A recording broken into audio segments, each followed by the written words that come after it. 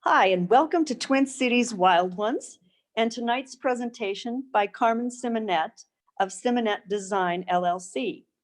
I'm Karen Graham, a program co-chair for our chapter. It is my good fortune to introduce Carmen, a good friend and talented landscape architect in the Twin Cities. She designs natural areas from small yards to large acreages. Carmen combines her natural curiosity and background for how plants thrive with a keen aesthetic sense, creating joyful habitats to live, work, and play in. When I get to visit one of Carmen's projects, I enjoy walking around and I find myself just smiling. So please join me in welcoming Carmen Simonet. Thank you.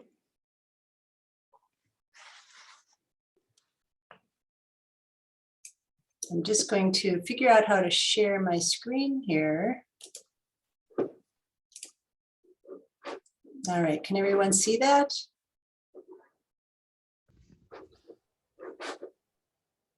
Yes. Thank you. Seeing that I can't see anybody anymore. One sec, I'm just going to, okay, that looks good. Okay, well, hello everyone. It's nice to see so many people have turned out, and it was nice to have that little conversation at the beginning. So this talk is on creating healthy habitat for people and wildlife. And we do this by improving the ecology of our yards with less mowed lawn and more native plants. When we design ecologically, we are designing for relationships between plants and their environment. We select plants that will thrive in the site conditions, be compatible with each other, and support wildlife. Design anticipates the natural processes shaping the garden, and management guiding the process. So there's many things that we want to achieve in a design, but in general, we all want a garden that's manageable, supports wildlife, and of course is a pleasing experience for us. So I've grouped design strategies under each of these goals as a framework for this talk. So the first one is about the ease of management. It focuses on, well, what we need to do to get to this point is to learn about how plants relate to their environment, as well as the different strategies they use to grow and compete for resources, and put this knowledge to use in design. And I mean, this is, I think it's always hard to gauge how much everyone knows. So hopefully this isn't too simplified for everyone, but it's like maybe it's a good refresher for some of you. And I assume that there'd be a lot of people who know less. And so we're starting at the beginning, right? The first thing you really want to do is match plants to your site conditions. Plants thrive when they're in a location where they're well adapted.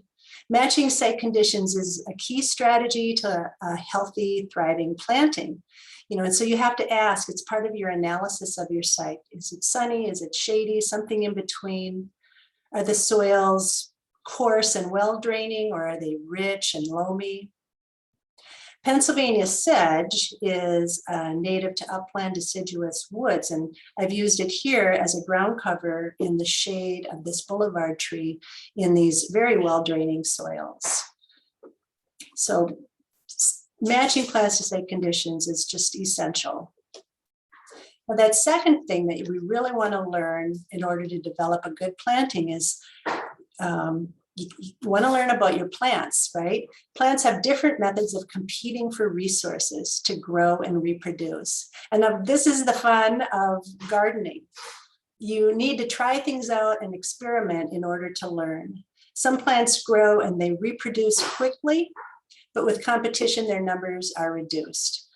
Short-lived and prolific seeding plants like black-eyed Susan, you can see a couple right down here, fall into that category. They take advantage of soil disturbance to quickly colonize and fill a space. And then they are crowded out as things grow up around it, like the milkweed and the bergamot, and then just become less of them. There are other plants that are also, that do a lot of seeding, right? Prolific seeding plants like Indian grass and stiff goldenrod. And these are not short-lived. It really takes competition from other large plants of similar, the similar kind of plant community, the large tall grass plant community, to keep them in check. Bergamot's another example of a plant. It's really different, right? It's a quick colonizer with a vigorous, shallow rhizome, easily crowds out smaller plants, but it's also very easy to cut it back to make room for larger or longer lived plants that are slower to establish. It's also very easy to just weed out because that root's so shallow. So the whole point of this is, as you get to know how plants grow, you can use this knowledge to design and manage your gardens.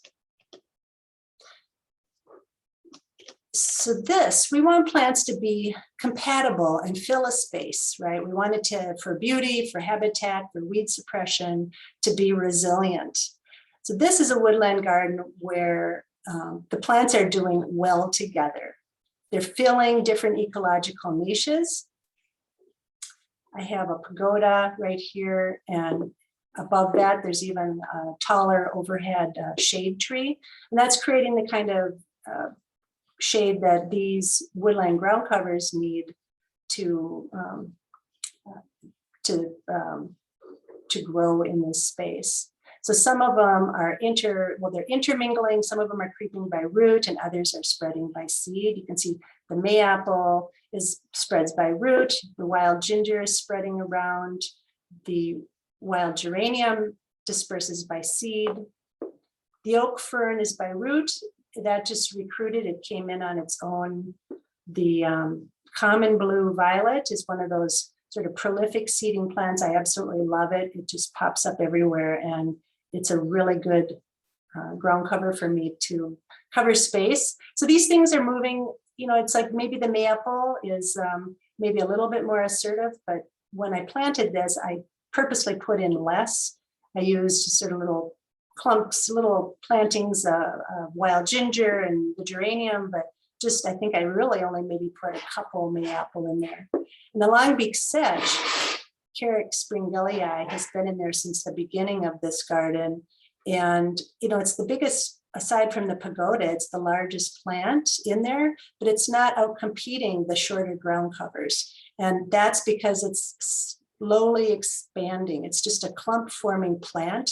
And it's not running around all, with roots. It's at a point, I'm not sure how old this garden is, maybe certainly 10 years old, and things have morphed a million times, and you're not even seeing the ephemerals that are in here in the spring.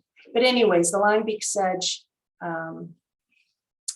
even though it's 2-3 feet tall, is just, it's not crowding other things out. So I see this as really compatible and success. And even though there are probably, I can't even remember the golden Alexanders, the great blue lobelia, which I knew was going to be shaded out, are plants that were originally in this planting.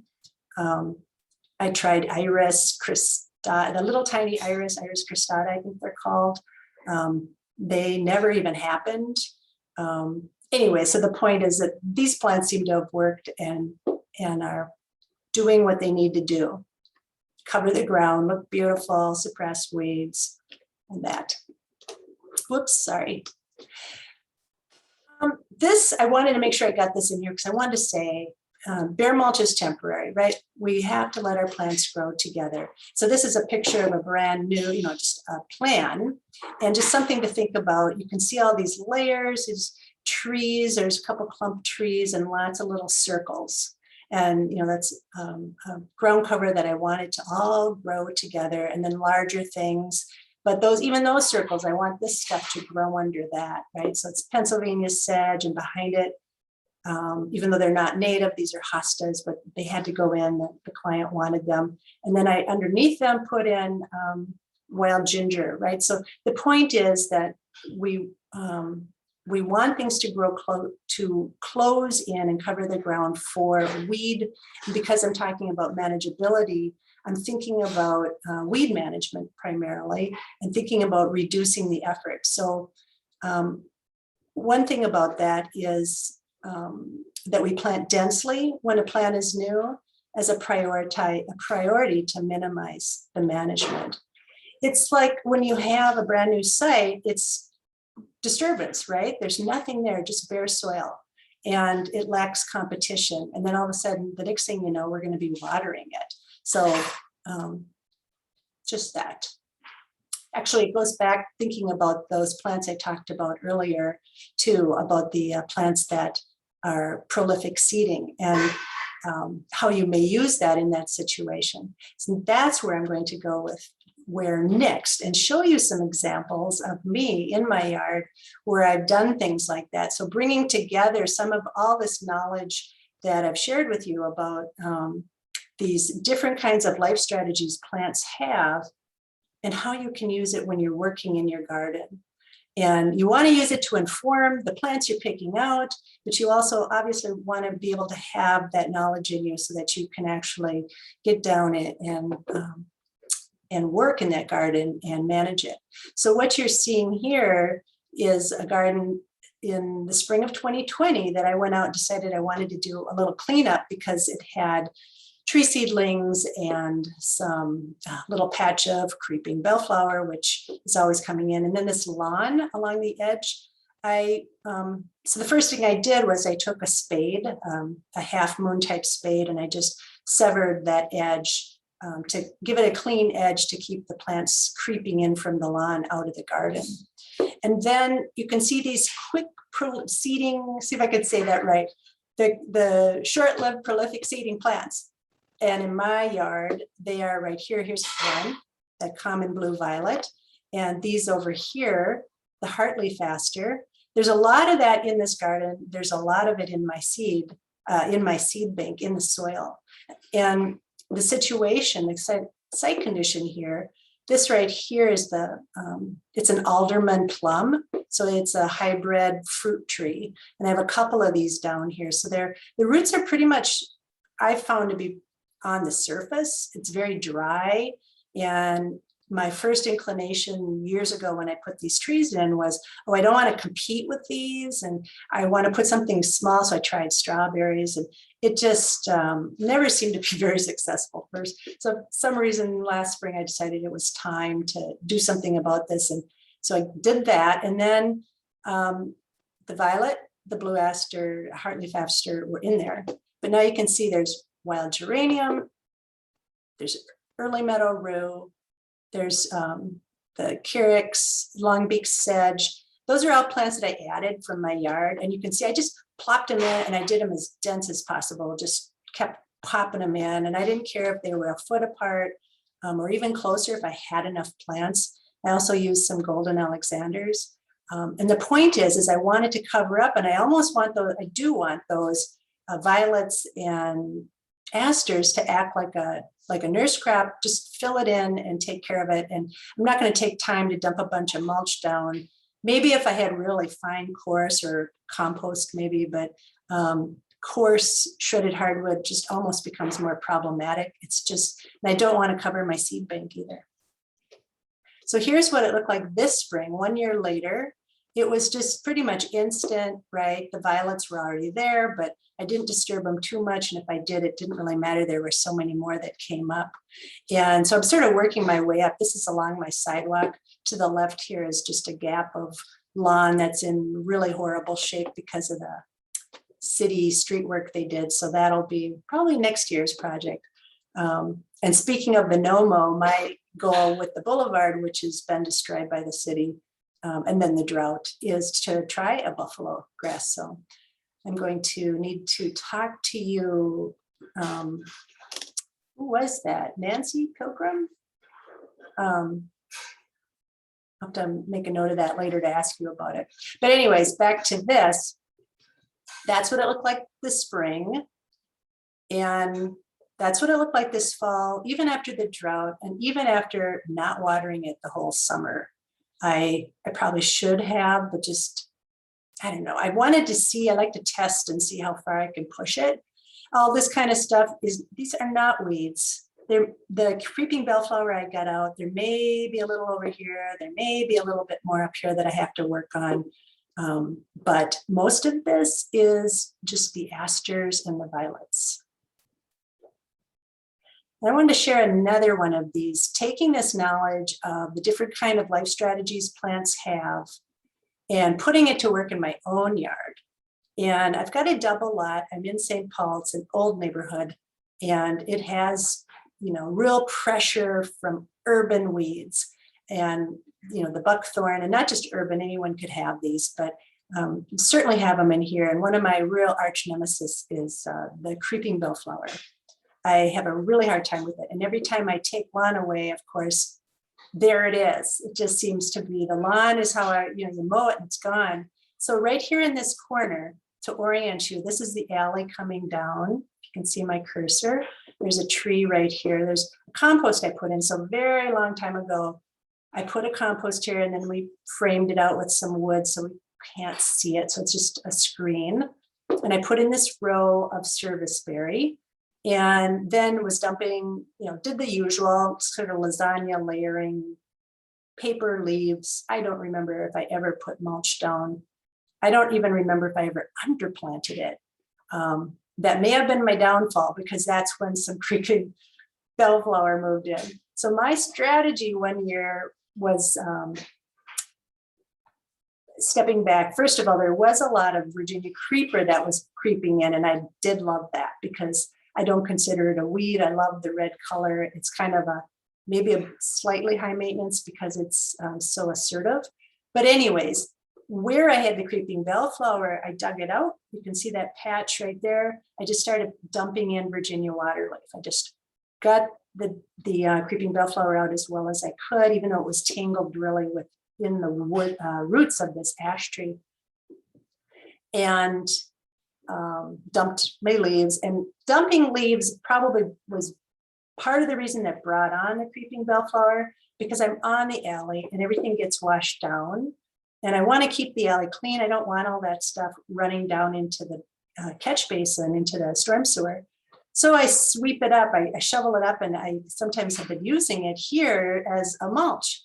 And potentially that's where the source of the creeping bellflower seed came from. But anyways, the Solomon seal and the Virginia creeper were there. And this has been what it's looked like for years now. It just, actually, this looks really good. I think the city must have come through and cleaned this alley, right? And I decided to snap my picture because the vines do climb out. That's my maintenance. They're my management. What I have to do is take those, look this area maybe a couple times, sort of towards late, in the summer when the vines have really gotten going, and make sure they're not climbing into my serviceberry or my pagoda dogwood that's back here. Other than that, it's been creeping bellflower free in just this one little area of my yard. I'm very happy about that. So the whole point of all of this is just to share with you a story about layering and combining, to lock out weeds. So the last slide I have about ease of management is thinking about phasing. So if you're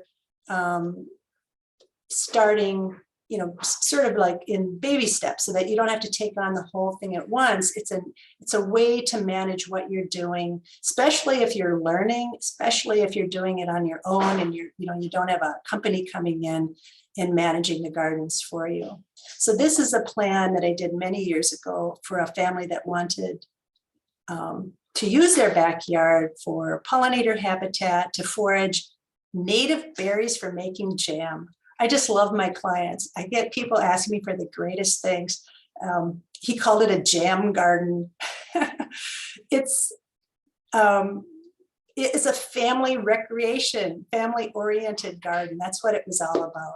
So this big backyard, it lost the great big shade trees that were back here, and then they had this new opportunity, what to do with it.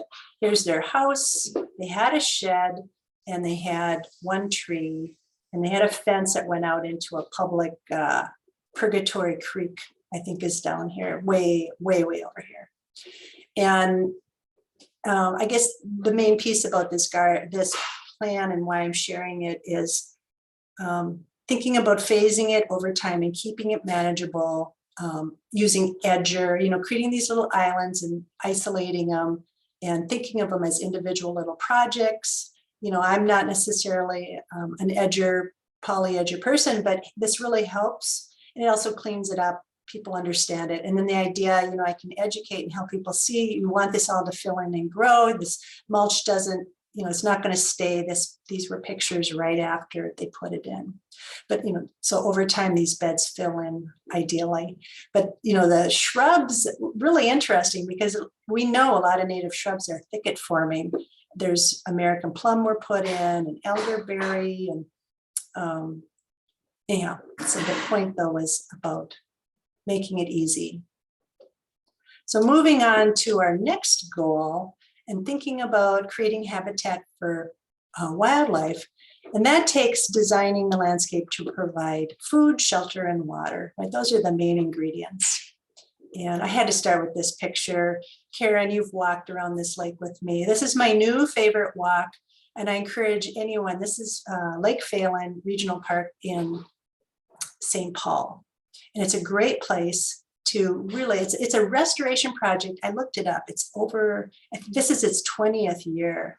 And it is a lakeshore restoration, but you can see, if you've ever been over there, it's a savanna. It's like going to many places in the Twin Cities.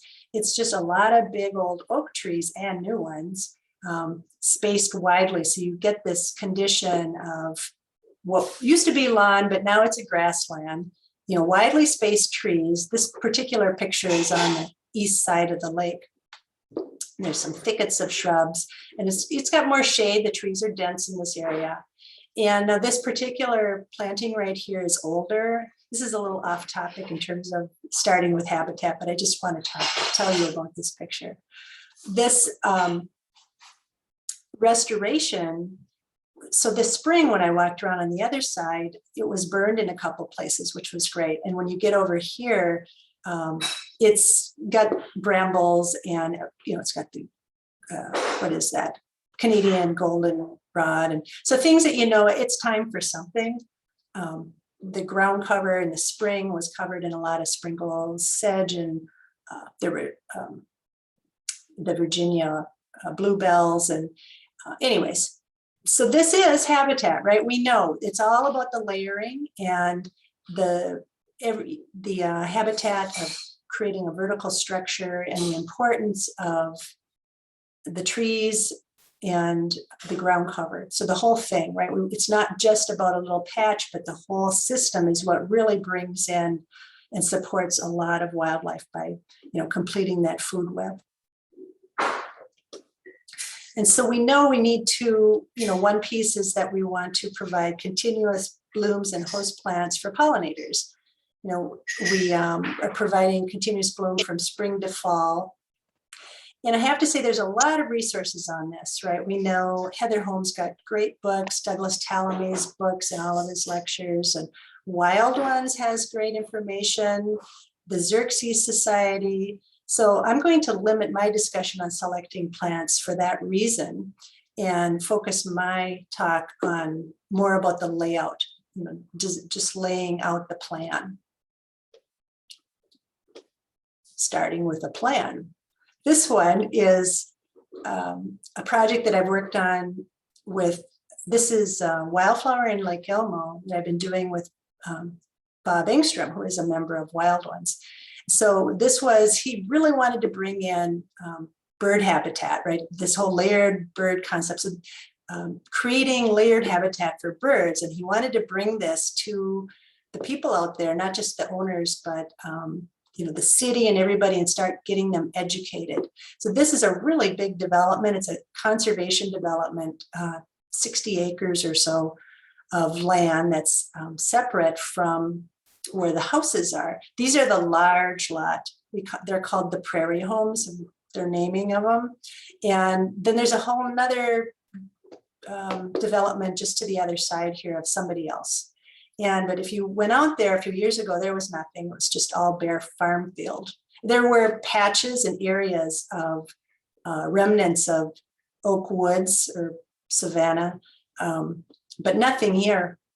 So what this shows you is a plan of a house with a large lot and ways of reducing the lawn and adding habitat into the back of the yard. But of course, it's doing way more than just being habitat, right? It's serving the purpose of creating privacy, right? The goal and the purpose of why there's so much evergreen in here.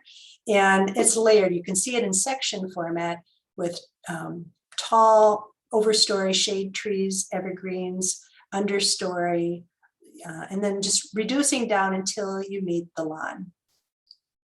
And if you had a big enough space, right, you can come out, if you had enough sun, you can, and these lots do, you could come way out. And so being conservative here, just 20 feet out of a prairie, so that yes, you're mowing this, but this, it's reducing that amount of maintenance. And look at all that habitat that we've created. We've layered it up. And we can take this to any scale, the same principle, right? In a small city lot versus this very large, I don't know what it is, maybe 2 acres or something, lot in the out in the suburbs, and connect it. You know, if we connected, if you saw the larger plan, this would go down behind all of these lots, following this swale right here, the drainage way, all the way to the great big conservation area, this open space, which is really making this highly functional for a lot of wildlife, would if they did it. So in my yard, taking that same idea, I mean, you're looking at it just to help visualize it. I have a lot of big shade trees, and I have a red oak over to the right beyond the picture here. I have a little baby white pine here that I put in that was only was it like 18 inches high when I put it in. Some old Techni arborvitae that just keep growing beyond that size, yay. And then all this understory, all this layering, right? Woodland edge habitat. I gotta look at my notes to see what I'm talking about. So under shade trees, we can layer a variety of understory trees and shrubs, and under that, a layer of ground cover. A layered landscape provides food and shelter for birds and all the other insects and everything. So woodland edge understory. So here's some pictures of some ideas of things. You can vary. If you have a lot of variety, then you'd have things blooming at different times. You'd have things fruiting at different times, just to support more wildlife, you know, more keeping those birds engaged when they come. And I think about, I've never had a bird feeder in my yard, and I have so many birds. And yes, I know I've got a lot of trees around me, overhead trees, but they really come in, they swoop in and just devour, and it's really fun. And I have to say, this chokecherry larval host plant for 339 caterpillar species. I will share with you, I got that from Wildlands, Minnesota. Attracting Birds to Garden with Native Plants is the name of the whoops, my green screen there. That's the one that it's taken from. And it's just amazing to me. I don't have chokecherry in my yard. That's one I'd like to add. So there is a consideration about the plants you add when they're native. I think, did I mention that before? That there are a lot of thicket forming plants. So you really have, that's one of the design considerations about the size of your yard and whether you can handle it. And I think most of them are really doable. I would even think chokecherry, because just putting it into a condition with a lot of lack of light, like if you put it as an understory, then that's competition, and that's going to help reduce it. If you put it into dry soils, that's more competition. Something like gray dogwood, which I tried in my yard. It's not one of these pictures. You need room, and they're not kidding when they say it's thicket forming, it's colonizer, it's good for erosion control. When you read that, you have to really dig in a little bit and decide how much you can handle with it. It's definitely, it's one that I do have to vigorously prune in places. And when I was pruning it in a spot, I did uncover a bird's nest with eggs in it, and I felt bad, but the bird was able to complete. I kept tabs on it. So that is Woodland Edge Understory. Then just speaking, I'm not, like I said, I'm not going to get into all the details of all the kinds of plants you can put in, but one really big thing is developing your soils, not just the ground cover, but the soils as well. And I'm sure I'm speaking to people who know, but let leaves collect on the woodland floor. Don't rake them out. Leaving the leaves built soil retains moisture and is habitat for birds to forage and insects to reproduce. And this is a picture that is in my yard, in my neighborhood. It's 2 doors down. And I know they've never had lawn. The house was designed to just be dropped into the woodlot. And has a lot of wildflowers were in the design. And yeah, I know that you smart people out there are recognizing some invasives, but it's an urban lot. There's those kind of pressures. But what's really amazing is, probably, I know the house is over 50 years old. And even before that, there was nothing there. So it's like, it's just been accumulating leaves forever and wood, tree, shrub, plant debris. And talk about really developing a woodland music condition. And they get this. Every year this happens. This is Virginia Bluebell, which is just so happy here. And it's regenerating. And I know the owners, a landscape architect, and I know both of them are keeping out the buckthorn. At least they're working on particular natives, and they're keeping out particular invasive plants. And it's not perfect. There's some things that are probably not ever going to be. I mean, how can you? It's the city.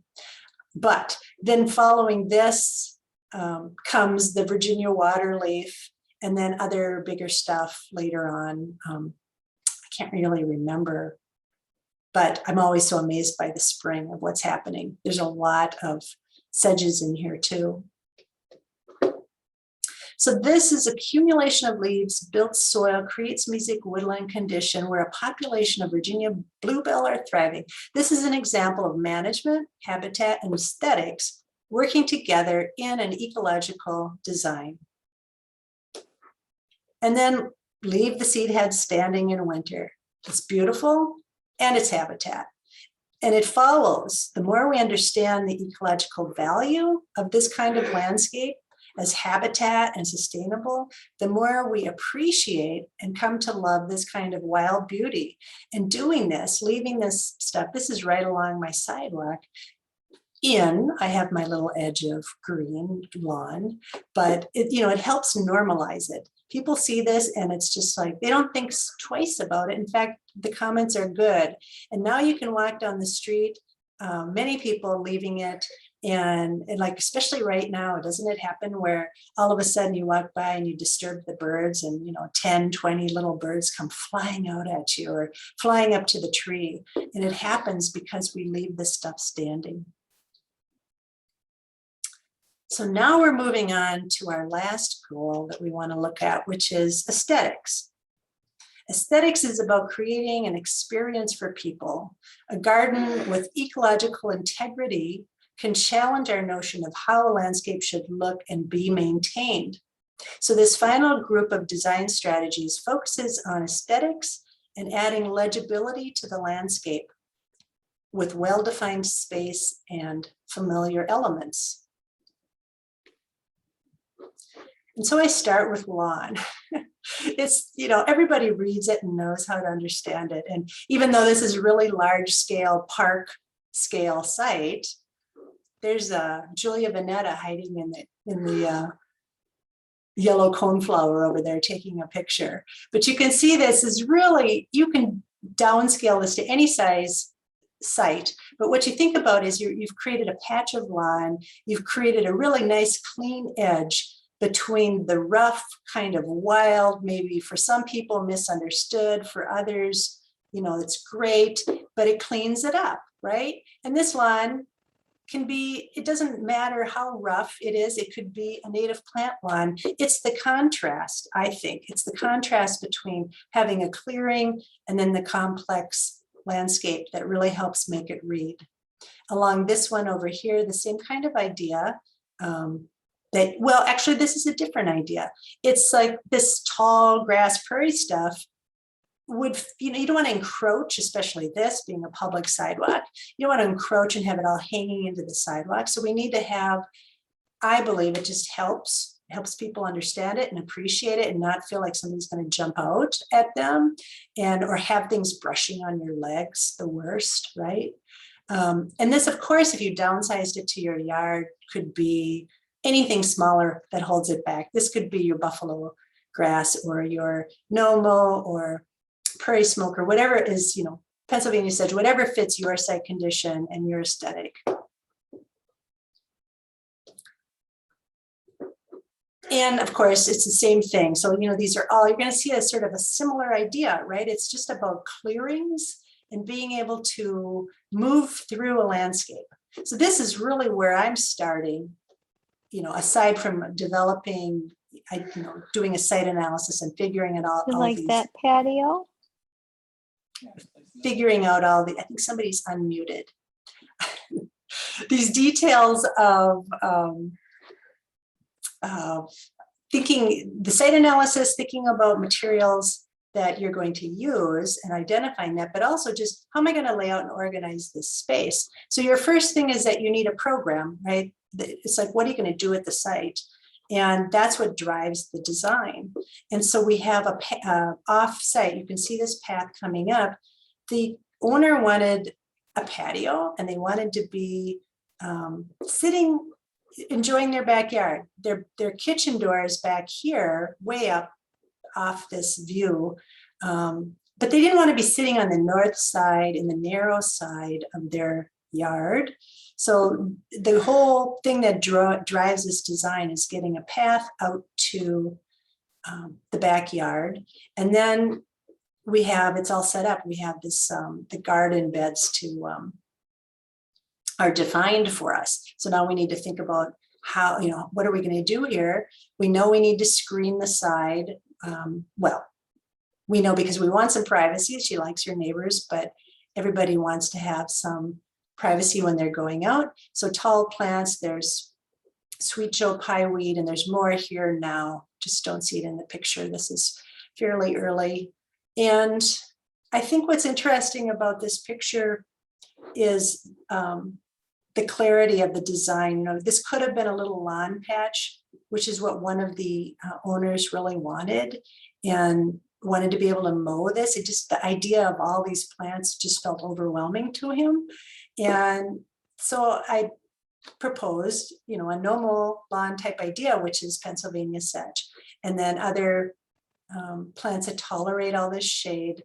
And the water from the house comes off right here. So you have this sort of a little waterway, daylight's over here.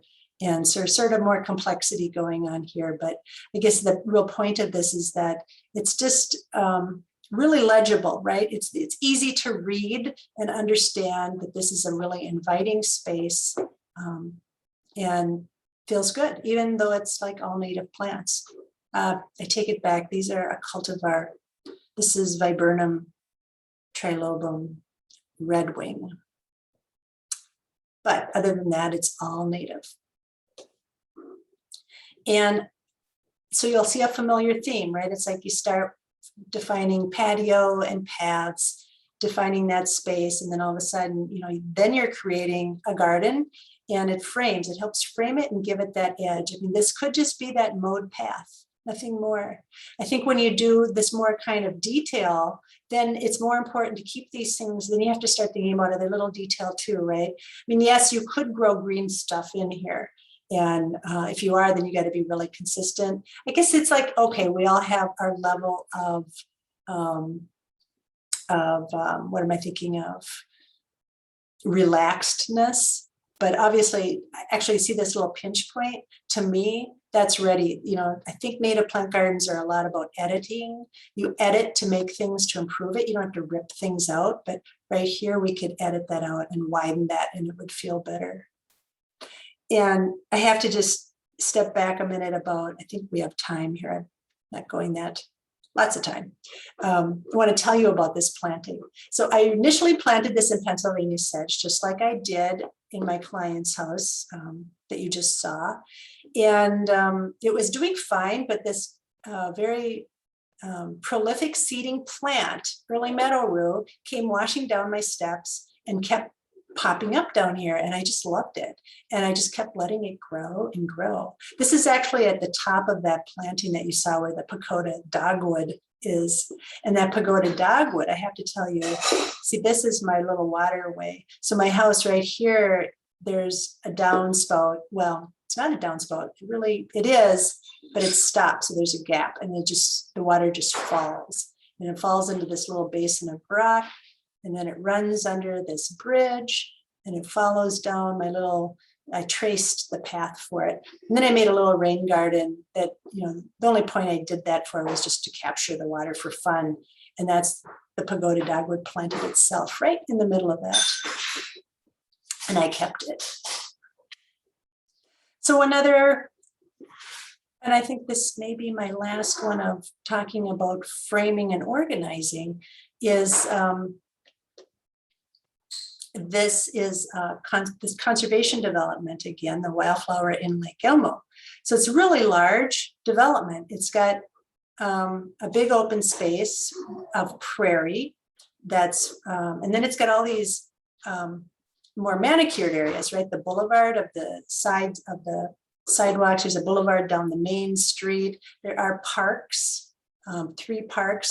There are 3 blocks of small lots. They're called the villas, and they're only 60 feet wide. So it's just like a urban city lot.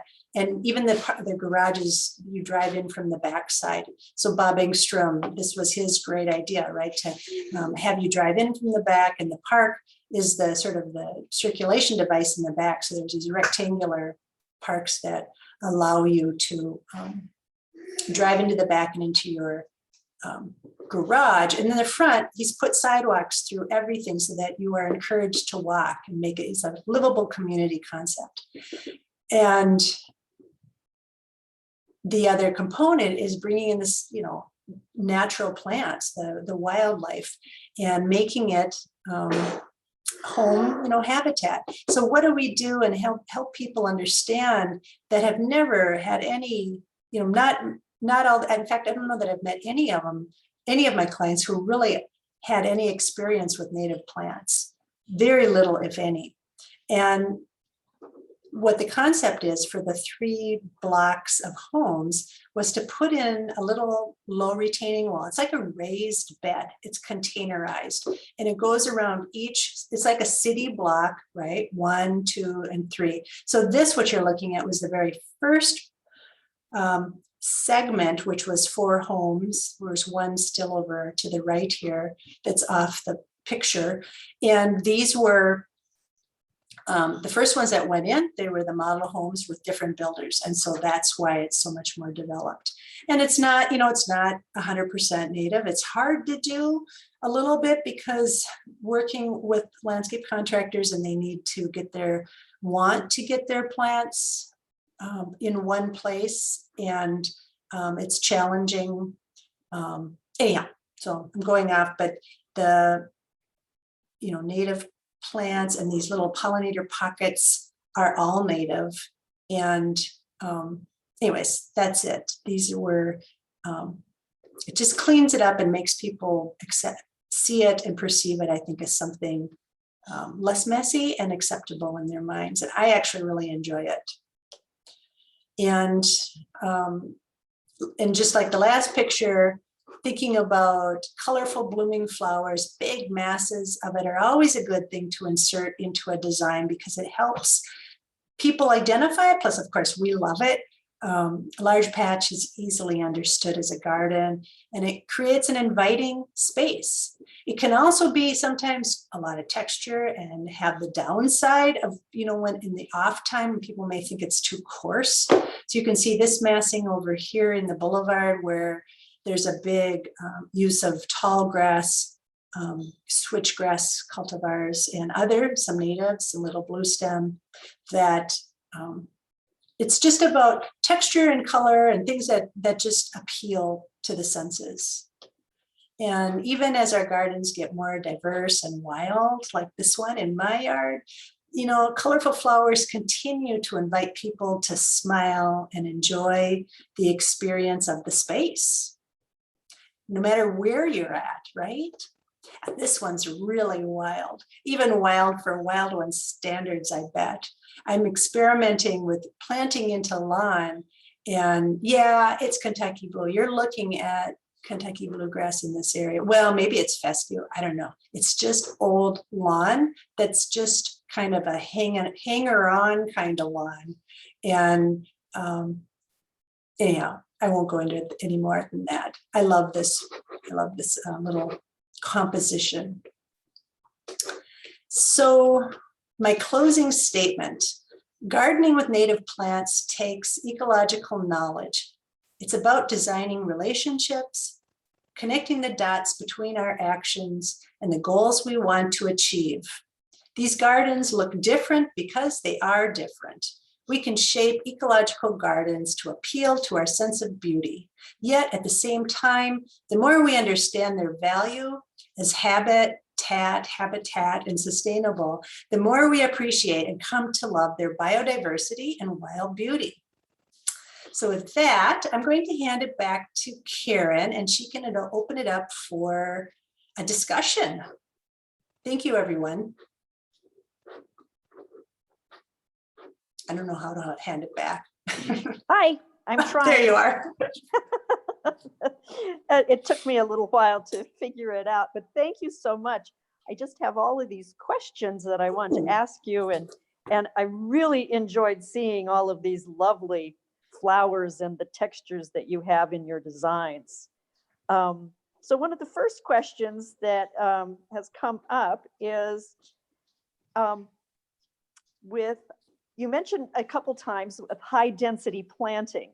And so what is your recommendation for it considered as a high density, say for grasses, sedges, or forbs?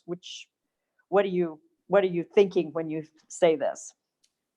It varies on how you're planting, and sort of if you're seeding, of course, right, you're working in percentages and you're working in a seed mix. But I'll leave the seeding aside, because that's pretty figured out in terms of, at least I follow the formula. I assume those people like Prairie Nursery, Prairie Moon Nursery, Prairie Restorations, they all in Minnesota Valley, or not Minnesota Native Landscapes, all know I use their numbers. I use the numbers of MnDOT in terms of percentages for seeding mixes. But when it comes to planting themselves, it's always been, there are different layers, right? So the density, when you're thinking about trees and shrubs, those are more permanent structural kind of plants. So you don't necessarily, those are being more precise, right? You say you want a tree here, maybe you want a grove of oak, maybe you want them really far apart like a savanna, the shrubs. So that's, putting, for instance, a 9-bark right next to a red twig. I mean, they would clash in my mind. So the density of that, shrubs and that kind of stuff are really different. I think about trees and shrubs more about the effect I want and how I'm going to have that space, what it's going to grow into.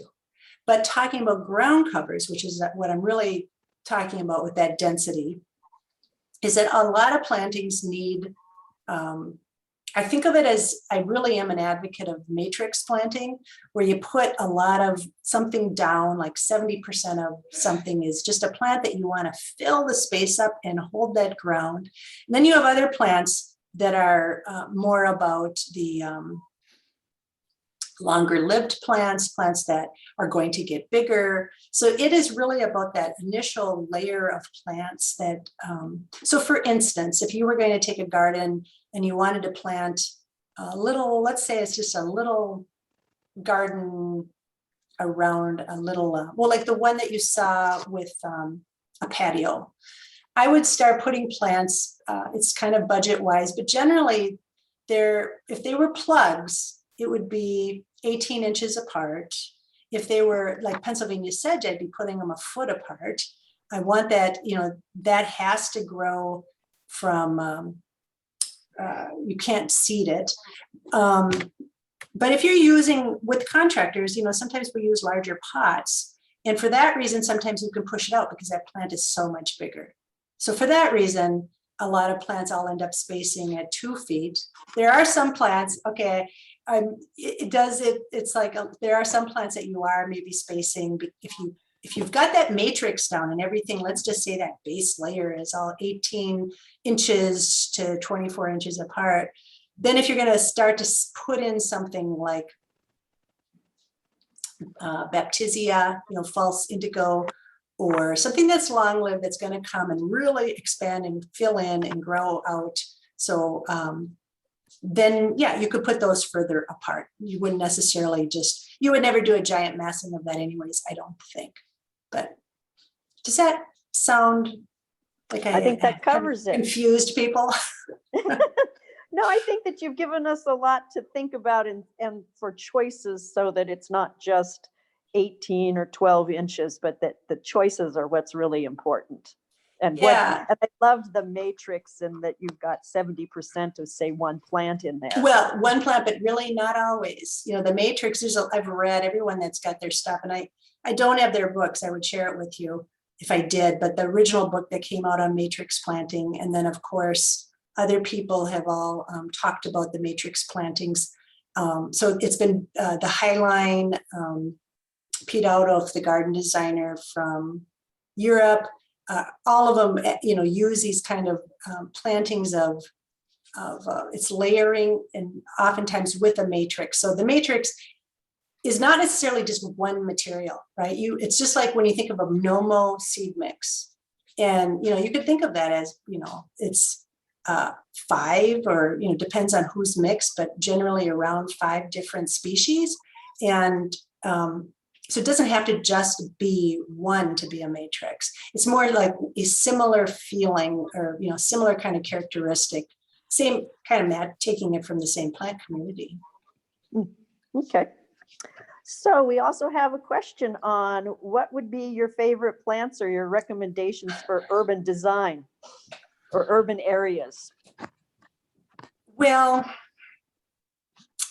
interesting, because there's a lot of urban, I'm like a deep thinker, and sometimes it's hard to just come up with snap ones. I thought about that. I put it in my description. I said, and some of my favorite plants. And it's like, oh my God, they're always associated with a particular condition, right?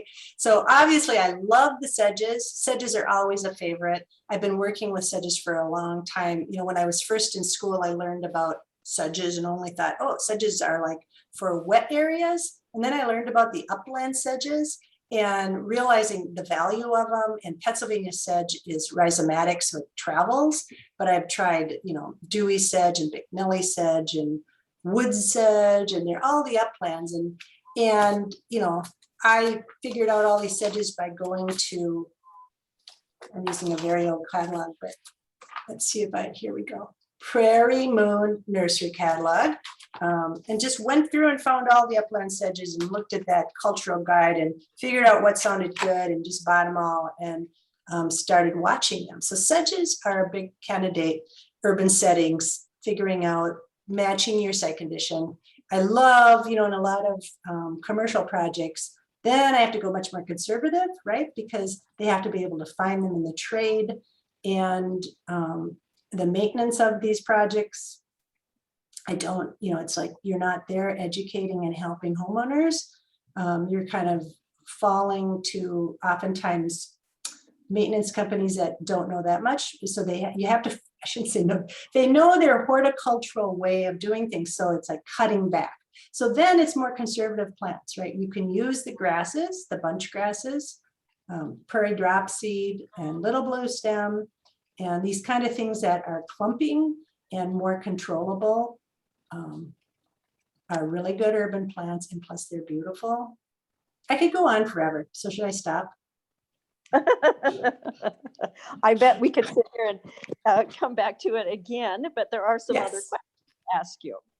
So if you live in a suburb or an area that doesn't allow fencing, how would you put design for a native garden? Normally people start at a backyard fence line and then plant inwards, but when there isn't a fencing, like in some of your projects with Bob Ingman, how did Engstrom. you go about that? Well, you're talking about large lot. I mean, because those little I don't know ones, how large it is, but just say, it's a backyard or something along that line that it doesn't have a fence. well, there's a lot of things to consider in terms of what you're putting in. I mean, if it's just a prairie, how are you going to manage that edge? Obviously, you can just, so it's talking about these different kinds of plant communities. If you are going to reduce your lawn and not use trees, and so you just it's like lawn to lawn, and you're going to go tall grass. I mean, you would mow it to control it. Of course, you may upset people because the stuff is going to start falling in to their yards. There's methods of controlling, right? But a lot of this stuff just blows. So I'm not sure, aside from, aesthetically, you could add things. You could add, if you don't have a fence, but you could still add some rock, right? Some big boulders, some rock outcropping ideas. I didn't share any pictures of that, but I do that a lot in gardens to help people. It anchors a garden, and people, they look good. They look good year round when you do that. And I also have learned in big urban projects, I've had a lot of projects get mowed down later on. I went back, actually I was looking at Google Maps at that project that Julia Vanetta, you went with me years ago back to the Hillcrest Knoll Park project. And I wanted to look and to see, and I noticed looking at that a big chunk of that stormwater management project, they're mowing it now. I've lost the prairie. It was 2 acres of prairie, but now that I see your sad face, Heidi. It was just, so anyways, and I've seen this, I've gone back to this great big rain garden that I did in North Minneapolis, and some really well-meaning volunteer had weeded out everything they thought was a weed. And the only thing that was left were the peonies and the daylilies and the iris, things that were invited. So the problem with all that was, the point I'm making is that it gets lost. And sometimes with just mowing, it gets lost. My water power park downtown Minneapolis at St. Anthony Falls, big chunks of that are gone because Minneapolis Park Board just mowed it. They go out, they don't know. And so how do you do it? One is changing your elevation, like containerizing. And so, yeah, it's a lot of infrastructure, but it is a way, if you can somehow delineate that edge, in a homeowner situation, maybe not as bad as like all these horror stories that I just shared with you, but so that's just if you were doing prairie. I think really defining it with something, with some shrubs, is a very good thing. And if you are using suckering shrubs, be careful, right? Like gray dogwood next to somebody would be bad news, I suppose. But you can also use really deep edgers. In some of my projects, I put in Deep Roots product. It's called, it's a bamboo container. It's a plant that's used for containing bamboo. I use the 18-inch deep. But bamboo, I mean, they're putting in, because that's really an invasive grass. It's a grass that's really competitive. And we don't have bamboo, but bamboo, their products for containing bamboo are really great for containing things, keeping things out. I put it into people's yards to keep other people's neighbors' weeds out of their yard. So that's a physical, mechanical, something that you can add versus more of a design with plants. But yeah, I think delineating it with shrubs or delineating with, anyways, I could go on forever. So next question. Well, you may have just asked, but I'm going to follow up with a question. It fits in. You had mentioned not liking edging. And is that particularly because of the material that it's made out of, or is there another reason? Well, a variety of reasons. The black poly edger, of course, is affordable, and it's why people use it. And I put it in a lot of projects. Steel edger, you know, it's like the step up. It's like really nice. It does kind of hide, it does blend away. But then, of course, there's always the issues of people with dogs and people with kids, and the stuff is sharp. So that's a concern. But I do like the aesthetic of it because you don't see it. So if those aren't your issues, they disappear. But the minute you put in a permanent edger like that too, then that's it. That's where you want your garden to stop, right? And so a lot of these gardens, if you're still keeping the big backyard, but maybe later on you want to expand it, well, then you've got that edger. But I guess then you just sort of redo it. So it's like a matter of how. So the spaded edge, though, I have to say I'm pretty lazy gardener, but when I want to clean things up, and it's basically because I'm trying to manage creeping bellflower and other junk that's in my yard, and I want to keep it out of the garden beds, severing the edge with that spaded edge is just one of the reasons I really like it personally for my own yard. And I have some clients who do it, and I do like the look, but you know, it's a task. You have to do it if you're going to do it. And you don't necessarily have to do it. Well, it's a matter of how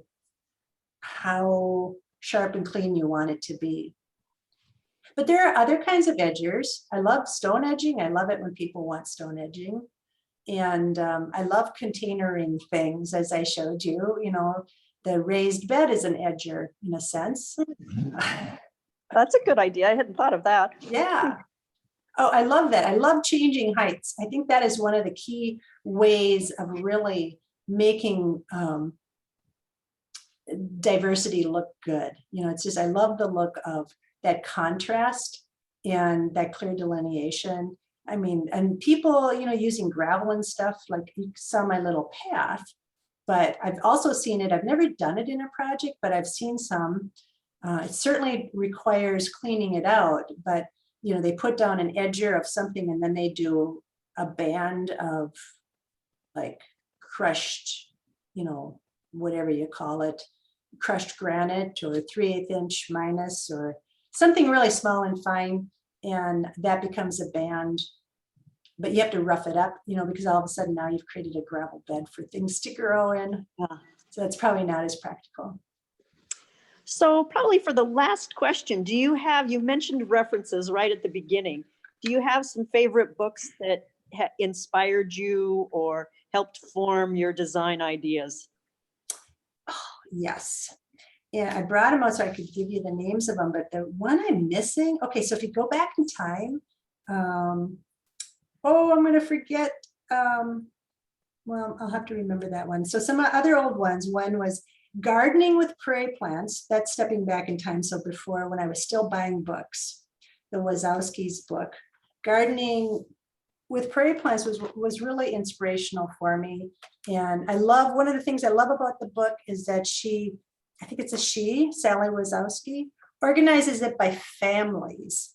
So it really makes you think about plants in a different way. She's got a lot of interesting concepts in here.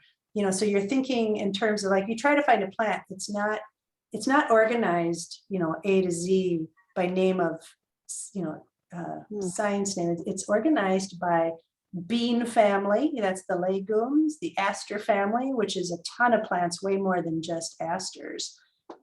So that's a very cool book. And one of the things too I have to say about that book is like, in terms of wildlife habitat and pollinators, is her, I don't know if it was hers or somebody that wrote in the book about if you select plants from every one of the families, so like mint, legume, aster, and all the other ones, you have so much diversity that you are like, you know, you're reaching out to all these insects by doing that. So another old book that I really love that was is the Minnesota's St. Croix River Valley and Anoka Sampling, A Guide to Native Habitats.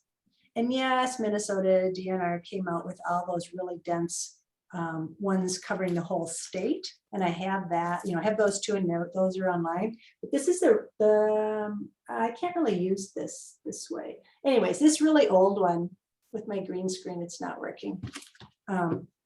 It's just a really good book to help you read.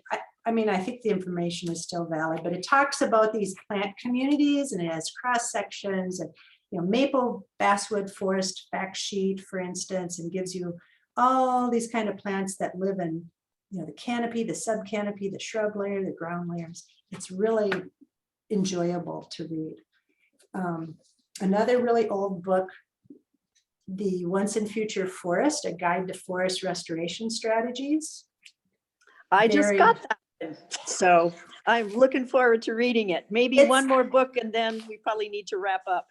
Okay, so then really something that's definitely everybody should be reading if they really care about ecological garden design is Principles of Ecological Landscape Design by Travis Beck.